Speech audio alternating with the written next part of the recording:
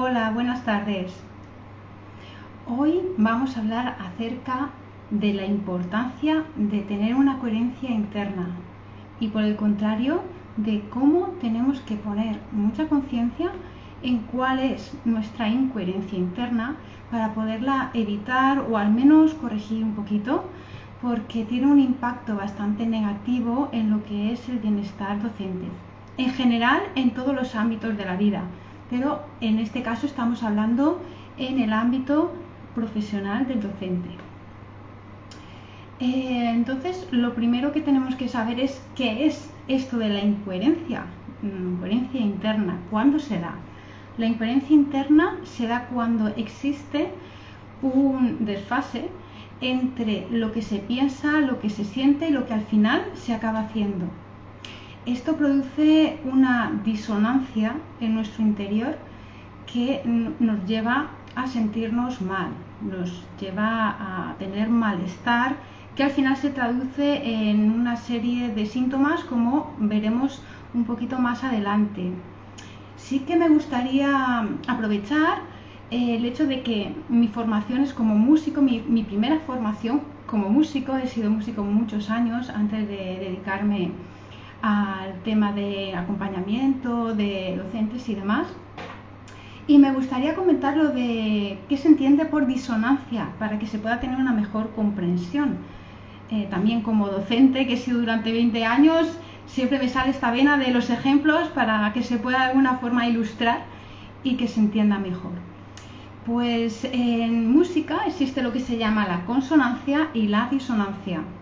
La consonancia es, cuando la escuchamos, es música que es más armoniosa al oído, estoy hablando en términos generales. Y la disonancia es algo más que es como más incómodo de escuchar. ¿Por qué? Porque genera una tensión, la disonancia genera una tensión. Y eso es lo que nos pasa a nosotros cuando estamos siendo incoherentes. Se da una disonancia, una tensión interna que al final provoca pues ese malestar traducido, como vamos a ver ahora, en una serie de problemáticas. Las causas, ¿cuáles son las causas de esta incoherencia? ¿Por qué actuamos desde la incoherencia? Bueno, pueden ser muchas, pero voy a hablar básicamente de dos aspectos que me parecen como fundamentales. Por una parte es el tema de la aceptación, es decir, todo ser humano necesita ser querido, necesita ser aceptado por otros seres humanos. Entonces muchas veces nos pasa que esto, llevado a lo que sería el condicionamiento social, por lo que serían las convenciones sociales, la presión social, las expectativas que terceros pueden tener hacia nosotros o que sencillamente sean expectativas que nosotros pensamos que otra persona puede tener, pero que en realidad no la esté teniendo. Pueden ser las dos, perfectamente. En ese caso, claro, queremos agradar y por eso muchas veces pensamos, sentimos una cosa y acabamos actuando de otra. Pero esto tiene unas consecuencias que no las queremos, como ahora veremos más adelante. Y el otro aspecto también a tener en cuenta dentro de estas causas sería la falta de autoconocimiento. Autoconocerse es más allá de saber qué me gusta, qué no me gusta, cómo me llamo, cuáles son mis costumbres. No, es ir mucho más adentro, es hacer un trabajo de introspección y de reflexión para saber cuáles son las verdaderas necesidades. Y hablo de necesidades para poder estar bien, no superficialmente, sino a nivel de persona, a nivel más espiritual, más emocional. Entonces, se puede traducir esta falta de autoconocimiento, por ejemplo, en no saber con claridad cuáles son los valores, cuáles son las creencias que uno tiene.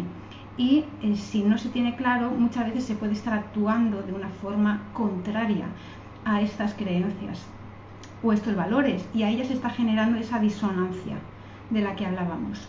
O también una débil gestión emocional. Entendemos por gestión emocional, está muy de moda todo esto de la gestión emocional, educación emocional, pero entendemos como esa habilidad de poder conducir adecuadamente una emoción para que no nos haga daño y para también podernos relacionar con otra persona de una forma adecuada, sin dañarla intencionalmente.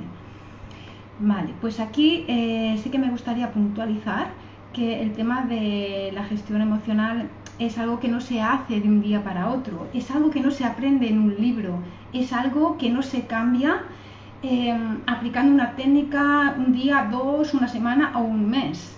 Es algo que requiere mucha práctica. Primero, tomar conciencia de qué es lo que tengo que cambiar en esta gestión y segundo, práctica, práctica y práctica, tras saber cómo hacerlo, claro.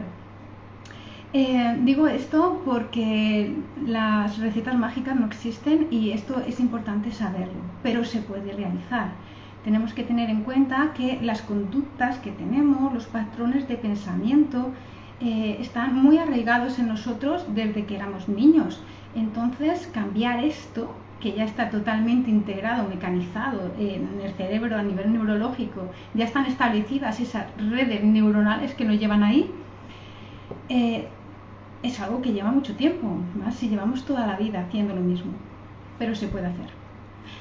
Y después ya me gustaría pasar a hablar de esto que tenemos claro, pero ¿cuál es ese impacto negativo que tiene en el docente? Son muchas las cosas de las que podría hablar. Sin embargo, voy a hablar de las que creo que son más comunes y que son importantes además. Una de ellas es muy bien conocida, que es el tema de la ansiedad y del estrés. Esto tiene que ver con la disonancia, como decíamos. Si hay tensión en nuestro interior, al final esto va a derivar en procesos de ansiedad, más o menos graves. Y también esto puede derivar a su vez en depresión. Por lo tanto, es importante detectar esta incoherencia para evitarlo. Otra de la cuestión muy ligada a esta disonancia es el tema de una baja autoestima o baja autoconfianza en todo lo que tiene que ver con el terreno laboral, ya sea expresarse de forma asertiva, ya sea el exponer algo en los alumnos con confianza. En este apartado sí que me gustaría puntualizar la diferencia que hay entre lo que es autoestima y lo que es autoconfianza, porque muchas veces se utilizan como sinónimos cuando en realidad no estamos hablando de lo mismo. La autoestima es la valoración, el juicio que nosotros, por así decirlo, me gusta más decir valoración, que tenemos nosotros mismos acerca de una habilidad concreta. Por ejemplo, expresarse de forma asertiva. Cómo yo me veo a mí misma en función de cómo me expreso.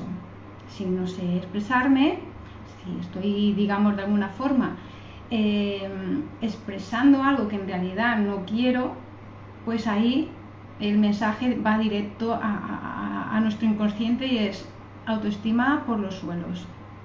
Al final, cuando no estamos siendo coherentes, nuestra autoestima se ve afectada.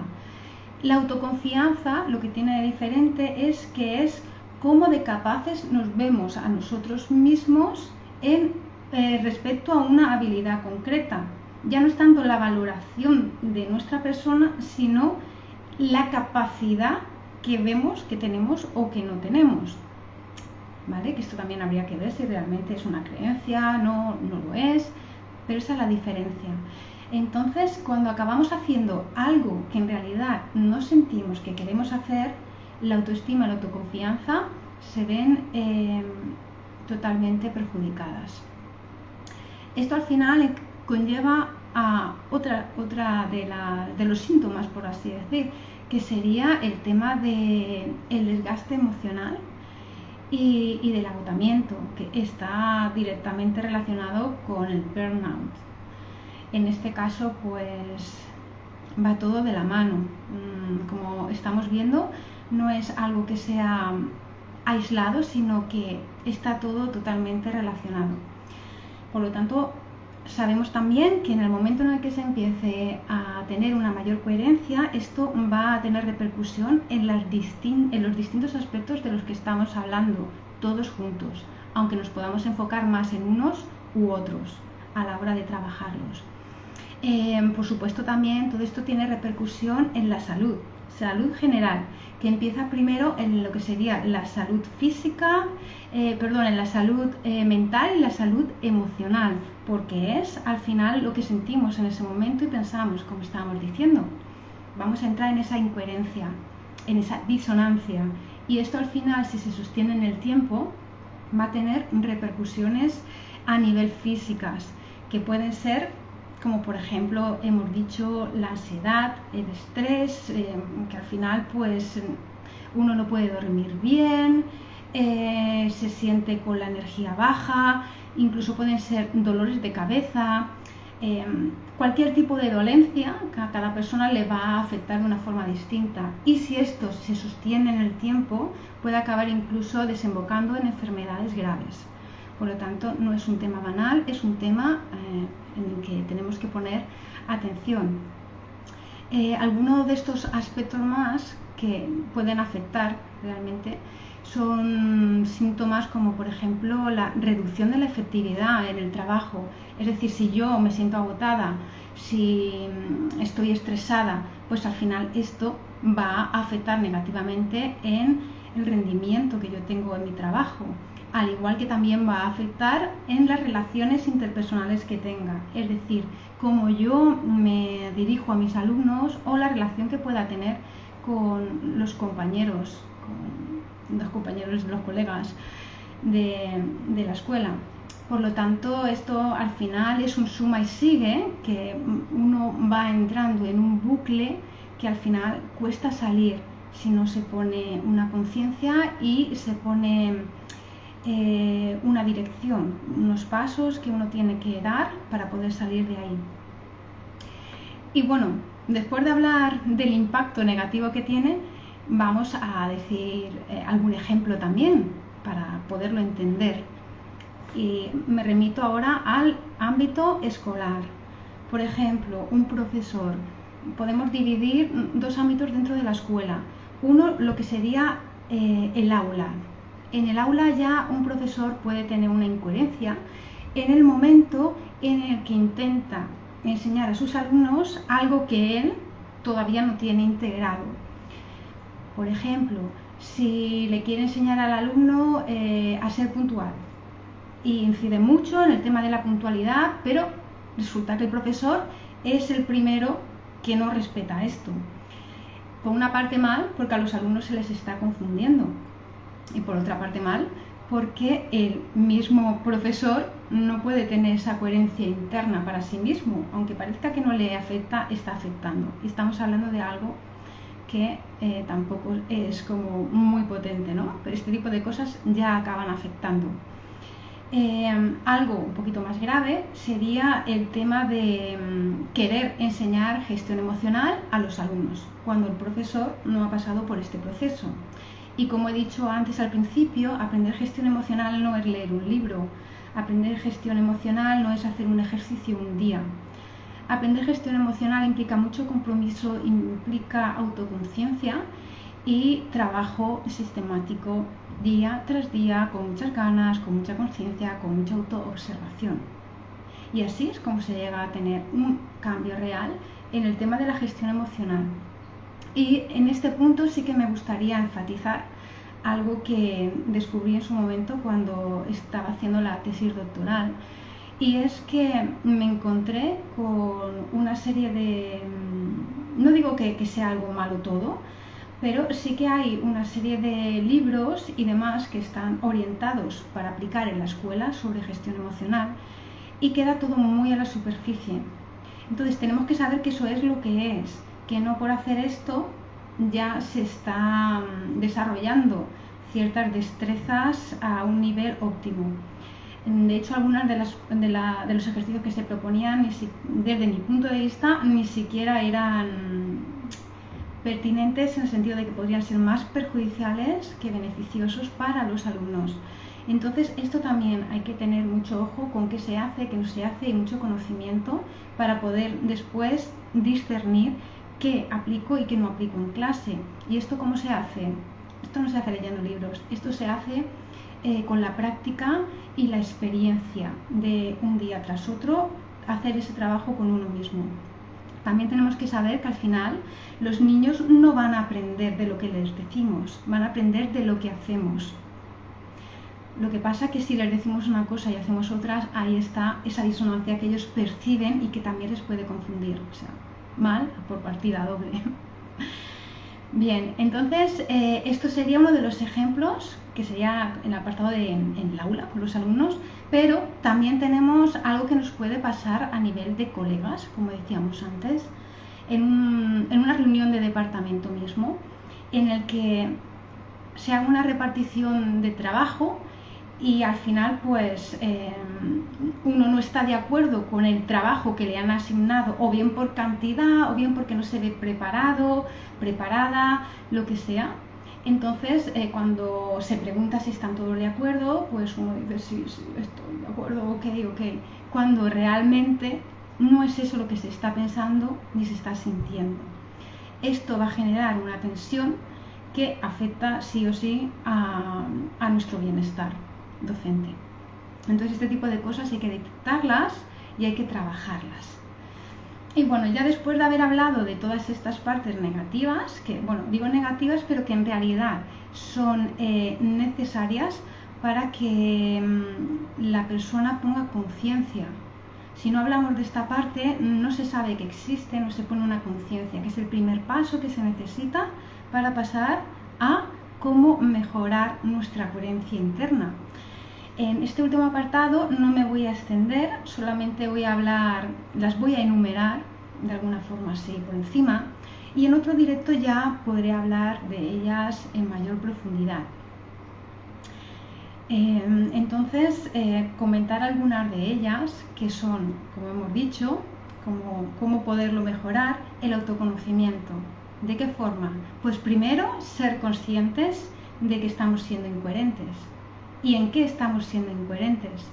En segundo lugar, la autoobservación va ligada. Si no me autoobservo, no me voy a dar cuenta de la incoherencia. Pero después, para poder hacer un proceso de cambio, sí que tenemos ahí que hacer esa autoobservación constante. Y esto, de alguna forma, está relacionado con la segunda, que es mindfulness. Está muy de moda lo de mindfulness y demás, que significa atención plena, pero ¿qué tiene que ver mindfulness con todo esto? Pues es lo que nos va a permitir estar en el momento presente, estar observando qué es lo que pasa, estar observando cómo me siento, qué es lo que estoy pensando, qué estoy haciendo. Esa es la dinámica que tenemos que ir implementando día a día para poder ser conscientes de la incoherencia y poder mejorarla. Después también es necesario hacer un trabajo de revisión de las propias creencias, de las propias necesidades, de cuáles son mis límites para poder estar bien. Y a partir de ahí hacer un plan de acción que me pueda permitir llevar a la práctica todos esos pasitos que necesito para ganar mayor coherencia y por lo tanto mayor bienestar. Así que no sé en qué punto estarás, pero si eres un docente vocacional que te está resonando todo lo que estoy diciendo y sospechas que puedes estar siendo incoherente, yo te invito a que te puedas suscribir en el que te puedas inscribir en el taller que tengo online, que te voy a dejar en la descripción ahora. O sea, te dejo en la descripción el link para que puedas, si lo crees necesario, acceder a él y empezar de esta forma a poder poner tus bases para poder mejorar tu coherencia interna. Así que si tienes alguna pregunta acerca de lo que es el taller, si no entiendes bien cómo acceder, o si tienes alguna pregunta o sugerencia acerca de lo que he dicho ahora, ya sabes que me puedes escribir o bien por privado o bien ponerlo aquí en comentarios, ¿vale? O si sencillamente te apetece que hable sobre una temática que tenga que ver con esto que de lo que hemos estado hablando en este directo. Así que muchas gracias por haber llegado hasta aquí. Saludo también a quien esté en directo viéndonos y bueno, pues deseo que tengáis una feliz tarde y una feliz vida. Hasta pronto.